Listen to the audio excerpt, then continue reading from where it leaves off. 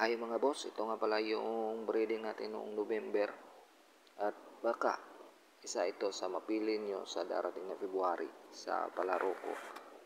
So, ang style sa palaro ko ay may kulay ako na ilalagay sa video ko at yung kulay na yon ay dapat nyong hanapin yung kung saan. At kung nakita ninyo, screenshot nyo lang, i-comment nyo kung ikaw yung unang makakita, ikaw na yung ikukunta ko para kung nasaan ka man, saan ka nakatira, kung hindi ko kayang ipadala doon kasi nga minsan may lugar talaga na malayo, hahanap ako ng tao na pwede kong bilhan ng isda doon at doon ka mismo pupunta sa kanya, kukuha nang hindi ka na magbabayad. Parang gano'n na yung gagawin ko. So, kahit ni piso hindi ka na magbabayad.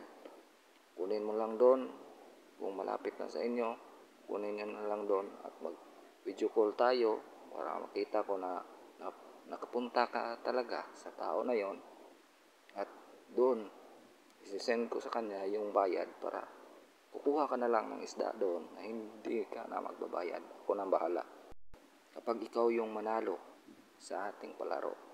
O kung taga rito ka sa amin, mas maganda na makapasyal ka dito sa aking munting isdaan at mapili mo kung ano yung gusto mo at madala mo kung ano yung gusto mo.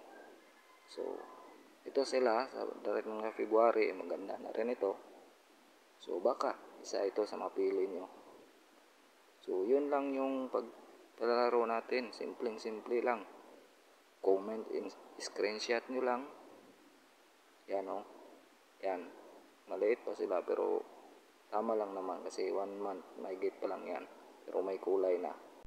At kung gusto mo ng beta pero wala kang pangbili, try mo dito sa channel ko. Baka isa ka sa maswerteng mabahagian ko nito ng libre. Hindi lang ito sa darating na breeding ko, kung ano man yung meron ako, pwede kong ibigay din sa inyo. Yun lang mga boss.